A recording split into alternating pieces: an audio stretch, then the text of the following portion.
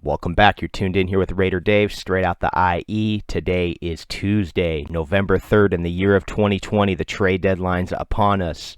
We're getting into recapping Sunday's game, man. The big Raider win on the road. We're going to get all into that real quick. A shout out to Mama G, my wife of 18 years. Enjoyed celebrating the weekend with you. We celebrated 18 years. Let's recap the weekend, baby. Derek Carr, John Gruden, the Raider defense, the Las Vegas Raiders, they get the big win on the road in Cleveland in a cold and windy matchup. The Raiders are now 3-1 on the road.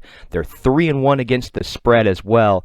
And the wind chill, man, it just dropped in the second half of this game as well. So the Raiders, they pound the rock in this one 45 times in the sleet, finishing with 208 yards rushing, 24 first downs, and they converted 2 fourth down conversions to sustain drives. They also only punt the ball one time in this game, and then they just dominate in time of possession. 37 minutes and 43 seconds to the Cleveland Browns, 22 minutes and 17 seconds. That's over 15 minutes longer than the Browns offense. Derek Carr also uses his legs in this game, records his 22nd career fourth quarter game-winning drive, and it comes on that 3rd and goal, the 3rd and Renfro, baby, tossing a clutch pass low and away from the defense, only where Renfro can get it. They even had to challenge it, but a key score in the fourth quarter to get this win.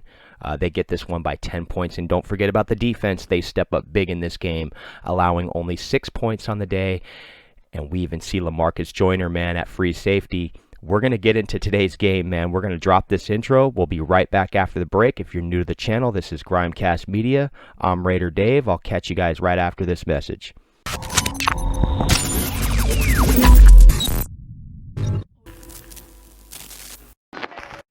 All right, let's jump into some quick news and notes. You guys already know Trent Brown was inactive for Sunday's game after a pregame IV injected air into his bloodstream.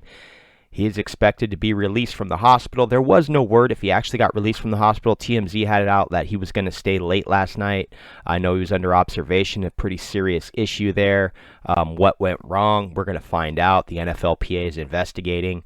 But once again, very scary situation for Trent Brown. We're wishing him the best and a full recovery, man, and hoping he can get back to the field.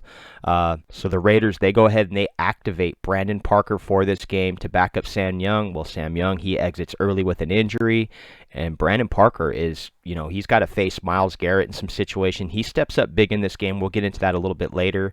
Also, as far as news and notes goes, Damon Arnett is getting a final evaluation on his wrist. I know he had thumb surgery as well. He could play at the Chargers this week, and hopefully he practices with the team. We'll wait and see. And the Raiders are also hopeful to have Mo Hurst back on the field as well on Sunday's game. They are, I believe, 2-point underdogs. It might have dropped to 1.5 today, but right now they are going into this road matchup as underdogs. But you already know the Raiders are going back to Cali come Sunday, and they have 3 straight AFC West matchups, man. This is what it's all about. This is when you make your run. We are in week 9, man. We are separating the pretenders for the contenders. Let's win the AFC West. Let's go for it. They're going to get 2 of those 3 AFC matchups at home as well against Denver and the Chiefs still to come. And you can always call LA a home matchup. So the Raiders, man, they're 4-3. And with that, they have a 2-2 AFC record, putting them in the playoff hunt. And with getting that win, it really came down to defense. They only give up 6 points in this game, but what really set the tone in this football game, Nick Kwiatkowski with that forced fumble. That was something the Raiders desperately needed. 2nd down and 10 now.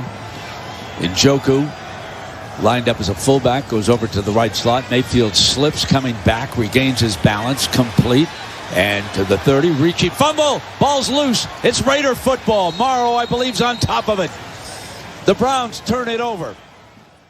A huge play for the Raiders defense. They get their first fumble recovery on the season. He also nearly ends up with an interception in this game. That resulted in 3 points, but nearly a 3rd down clutch interception if he can get his hands under the football. However, one pass that was a completion that was ruled an incompletion, the refs got completely wrong.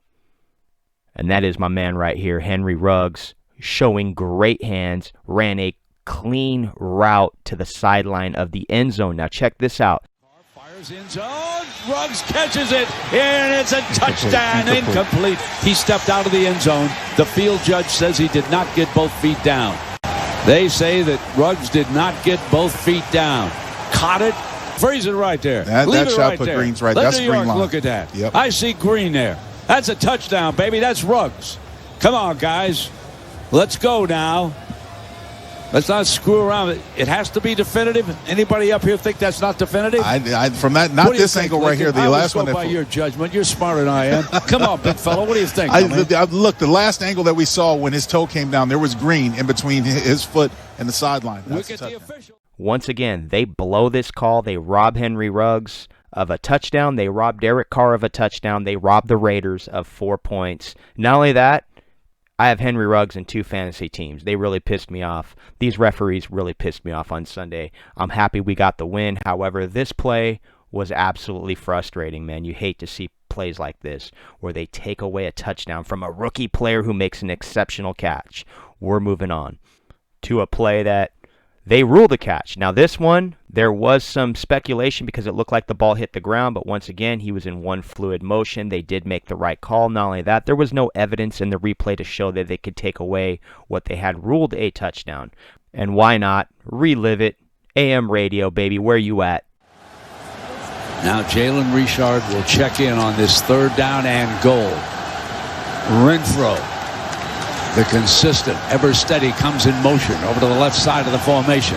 Carr takes a snap, looks in that direction, fires to Renfro. Renfro's got it in the end zone. Renfro with a touchdown that puts the Raiders ahead here in the 4th quarter. Hunter Renfro coming in motion from the right side over to the left. Mr. Consistency does it again. And as you guys know, in this game, this was not your game where you're going to put up big inflated passing numbers. Hunter Renfro, though, is just completely clutch in this game. He gets targeted 4 times, catches all 4, and he gets the big touchdown. So I got to give full credit to Tom Cable, the offensive line. They're without Trent Brown in this game. Sam Young goes down. Derek Carr gets the protection he needed. Not only that, the Raiders run the football 45 times. Give Gruden credit on the game plan. He did what he did best, smash mouth football. It was a rainy, cold game. And Josh Jacobs, he gets his career high in 31 carries, his career high in yardage, and with 128 yards. Some had him down for 131, so you can correct me on that if that's false. And you're getting, and I thought I'd show these next-gen stats right here, where you're just showing these guys pounding the rock in between the tackles. This is the key recipe to winning the football. We talked about time of possession early on, what this team did. And not only that, let's not forget that LaMarcus Joyner at the end of the game, I thought that was a big closing statement for the defense as well. I mean, because you get the closing statement from Josh Jacobs pounding the rock, getting those first downs. They line up in victory formation. The Raiders get the win. All came together. This is something for this football team to build on, man. I'm really looking forward to see how this team responds against a young Chargers team. They got the veteran wide receivers in Keenan Allen, but they got this young quarterback in Justin Herbert, man. We all thought that he was going to be a number 1 pick early on in his collegiate career. He slips, I believe, to number 6 or number 7 in the draft. The Chargers get him. He's looked good all year, man. That guy's 6'6". He's showing his NFL arm strength. He throws the football low and away. I'm looking forward one more time to how this defense responds, what they can build off this cold weather win in Cleveland, man, because we're heading to sunny Southern California. The weather's beautiful. We're expecting maybe a rainy Sunday, but it's going to be in a dome. It's like a 20% chance of rain, I believe, in LA this Sunday. So let's wrap this one up, man. I appreciate you guys, man. I hope you're having a great week. Let's fire it up on a Tuesday. Let's get pumped up, man. We got 3 AFC West matchups, man. I cannot wait. At LA, Denver, in Las Vegas, and then the 22nd, I want to say that's November 22nd on a Sunday night football. Raider Dave, I'm heading to Las Vegas. We know there's no fans in attendance. However, I'm going to be hitting up the strip, hitting the bars, getting live for that Chiefs game, man. So give me your thoughts. If I missed something, please drop it in the comments. I hope you guys have a great day. It's going to be a busy one. I'm Raider Dave. This is GrimeCast Media. I'll catch you guys next time. Peace.